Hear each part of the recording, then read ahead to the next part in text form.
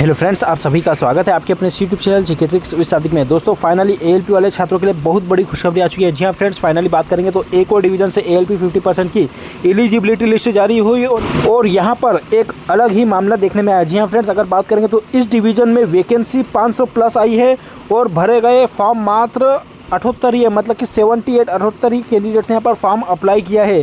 500 plus vacancy है और मात्र 78 कैंडिडेट्स ने फॉर्म अप्लाई किया है। बात करेंगे तो यहाँ पर तो उल्टा मैटर हो गया है कि यहाँ पर 6 सीट पर मात्र एक कैंडिडेट है, मतलब एक कैंडिडेट के लिए यहाँ पर 6 सीट है।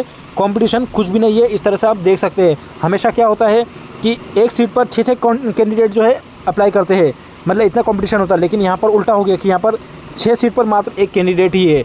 यहाँ पर 500 प्लस वैकेंसी पर मात्र 78 ही फॉर्म अप्लाई हुए हैं। तो चलिए दोस्तों, हम देख लेते हैं कौन सा डिवीजन है जहाँ पर जो है 50% एएलपी एलिजिबिलिटी लिस्ट जारी हुई। इतना जो है फ़र्क देखने में आया कि 500 प्लस वैकेंसी पर मात्र 78 ही फॉर्म अप्लाई हुए हैं। इससे पहले चैनल पर नए प्लीज चैनल को सब्सक्राइब कर कीजिएगा, बेल आइकन जरूर दबा दीजिएगा रेलवे भर्ती बोर्ड जीडीसी और एलडीसी की पल के अपडेट्स के लिए। तो चलिए दोस्तों, वीडियो को शुरू करते हैं। तो आप लोग देख सकते हैं पीडीएफ हमने ओपन कर लिया, जो कि ईस्ट कोस्ट रेलवे के संबलपुर डिवीजन से जारी हुई है। देखिए 5 तारीख की लेटेस्ट अपडेट है सभी कैंडिडेट्स के लिए। नीचे आएंगे तो देखिए यहाँ पर दिया गया है संबलपुर डिवीजन से जारी किया गया एलपी 50% के लिए publication of provisional list of selection for promotion to the post of ALP in pay matrix level 2 against 50% promotional quota on one time examination as per eligibility norms of GDC in terms of RB number 32/2024 of Sambalpur division East Coast Railway. तो यहाँ पर east Coast railway के Sambalpur division से 50% ALP की जो है eligibility list जारी की गई है। अब जब नीचे आएंगे तो देखिए यहाँ पर दिया गया है कि 505 वैकेंसी है टोटल। यूआर की 331, एससी की 110, एसटी की 64, टोटल 505 वैकेंसी है।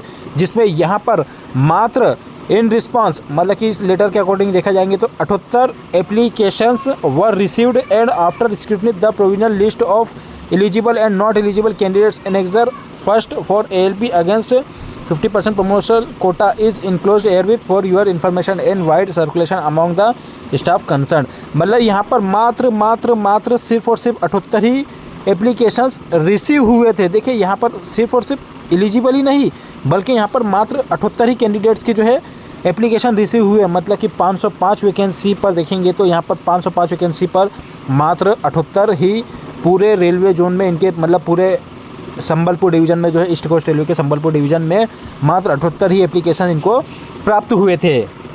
और स्क्रूटनी, मतलब जांच पड़ताल करने के बाद सारे कैंडिडेट्स की जो है एलिजिबिलिटी लिस्ट जारी की गई, जिसमें कुछ कैंडिडेट्स के एलिजिबल फॉर्म पाए गए हैं और कुछ कैंडिडेट्स की प्रोविजनल एलिजिबिलिटी पाई गई है। मतलब कि एलिजिबल मतलब कि उनके सारे डॉक्यूमेंट्स वगैरह ओके है HRMS और ऐसा सर्विस रजिस्टर में। लेकिन वहीं पर अगर प्रोविजनल एलिजिबिलिटी लिस्ट की बात करें तो प्रोविजनल एलिजिबिलिटी का मतलब होता है कि यहाँ पर इन्होंने अभी जो है कैंडिडेट ने फोटोकॉपी वगैरह जमा करी है, ओरिजिनल चीज़ें जमा मतलब कि नहीं दिखाई है, तो इसलिए उनका जो मे भी चांस है कि यहाँ पर प्रोविजनल एलिजिबिलिटी लिस्ट में नाम आया है। लेकिन वो जैसे ही अपने सारे ओरिजिनल डॉक्यूमेंट्स वगैरह और जो है प्रॉपर सभी डॉक्यूमेंट्स अगर दे देंगे तो उनका जो है एलिजिबल 100% हो जाएगा, मतलब अभी भी एलिजिबल और पूरा एलिजिबल हो जाएगा। अब देखिए दोस्तों, यहाँ पर कुछ कैंडिडेट्स के फॉर्म एलिजिबल पाए गए हैं तो कुछ कैंडिडेट्स की प्रोविजनल एलिजिबल पाए गए हैं। तो देखिए यहाँ पर दिया गया है कि the staff at serial number 7, 11, 13, 21, 27, 30 ये जो नंबर दिए गए हैं 64 तक के, तो of the eligibility list have been made eligible provisionally on the basis of copies of certificate submitted in respect to higher technical qualification which are not interward available in their service record. However, मतलब यहाँ पर बोला गया है कि ये जो serial number candidate के दिए गए हैं इनके प्रोविजनली एलिजिबल फॉर्म पाए गए, मतलब कि इनकी प्रोविजनली जो है लिस्ट में जो है प्रोविजनली एलिजिबल पाए गए हैं, क्योंकि इन्होंने जो अपने सर्टिफिकेट के जो टेक्निकल क्वालिफिकेशन वगैरह जो भी इनका क्वालिफिकेशन है उनके कॉपी मतलब बताए हैं और अभी इनके सर्विस रिकॉर्ड में इन्होंने जमा नहीं किया, मतलब कि सबमिट तो कर दिए हैं लेकिन अभी सर्विस रिकॉर्ड में इनका जो है प्रॉपर तरीके से अपडेट नहीं हुआ, इसलिए इनको टेम्प्रेरी जो है प्रोविजनली एलिजिबल किए गए हैं। अगर जैसे इनका सर्विस रजिस्टर में एलिजिबल हो जाएंगे, मतलब कि रिकॉर्ड चढ़ा देंगे, तो इसका HRMS वगैरह पर चढ़ाने के बाद इनका जो है 100% इनका एलिजिबल फॉर्म हो जाएगा। तो अभी प्रोविजनल एलिजिबल है तो वो भी मतलब एलिजिबल है, लेकिन इनको जल्द से जल्द अपने सर्विस रिकॉर्ड और HRMS पे जो अपने फॉर्म पूरे जो है सर्टिफिकेट वगैरह सबमिट करवा देने हैं।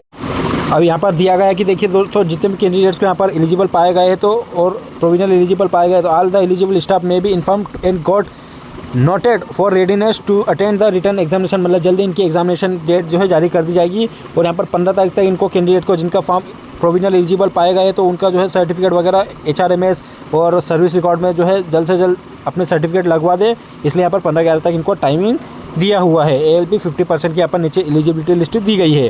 तो दोस्तों यहाँ पर PDF थोड़ी रोटेट में दी गई है। इस तरह से आप देख सकते हैं कैंडिडेट का सीरियल नंबर दे रखा है, नाम भी दे रखा है, डिजाइनेशन भी दे रखा है। उसके बाद यहाँ पर कैंडिडेट का HRMS ID, date of birth भी दे रखा है, डेट ऑफ अपॉइंटमेंट भी दे रखा है। और अब दोस्तों यहाँ पर दिया गया है, देखिए एजुकेशन क्वालिफिकेशन की बात करेंगे तो एजुकेशन क्वालिफिकेशन में यहाँ पर कैंडिडेट के लिए दिया गया है education qualification as per application, मतलब एप्लीकेशन में बताया कि इन्होंने एकेडमिक ग्रेजुएशन में 10th किया है और 10th के साथ साथ जो है टेक्निकल में ITI वगैरह भी किया है।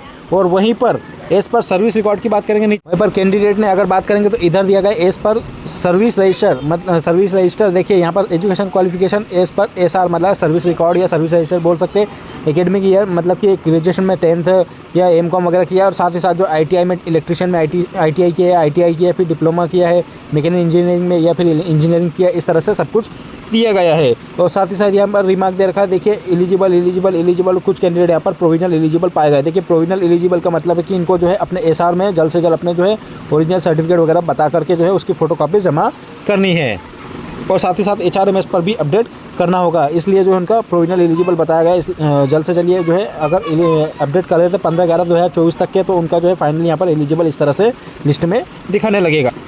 तो दोस्तों इस तरह से फाइनली आप देख सकते हैं संबलपुर डिवीज़न में 500 प्लस वैकेंसी पर यहाँ पर मात्र 78 कैंडिडेट्स यहाँ पर जो है फॉर्म भर पाए थे। और यहाँ पर 6 सीट के लिए मात्र 1 कैंडिडेट है, मतलब कंपटीशन तो पूरा उल्टा ही हो गया कि यहाँ पर कई बार देखा जाता है कि 1 सीट पर 6 कैंडिडेट है, लेकिन यहाँ पर 6 सीट पर मात्र 1 कैंडिडेट ही, यहाँ पर कुछ भी कंपटीशन नहीं है। तो दोस्तों बड़े ऑफिशियल अपडेट थी। ये PDF आपको हमारे टेलीग्राम ग्रुप पर मिल जाएगी। हमारे टेलीग्राम ग्रुप की लिंक की वीडियो के डिस्क्रिप्शन बॉक्स में दे दूँगा, वहाँ से आप डायरेक्ट PDF डाउनलोड करके अपना नाम देख सकते हैं जो भी कैंडिडेट्स यहाँ पर संबलपुर डिवीजन से बिलोंग करते हैं और जिन्होंने ALP 50% का फॉर्म भरा था। तो चलिए दोस्तों बड़े ऑफिशियल अपडेट थे, आप सभी के साथ मुझे शेयर कर दिया। इसलिए लेटेस्ट अपडेट पाने के लिए हमारे चैनल को प्लीज सब्सक्राइब जरूर कीजिएगा। आपकी कोई क्वेरी कमेंट सेक्शन में पूछ सकते हैं। फिलहाल हम इस वीडियो में इतना रखेंगे, नेक्स्ट वीडियो में नेक्स्ट के साथ मिलेंगे, तब तक अपना ख्याल रखिए। Bye friend.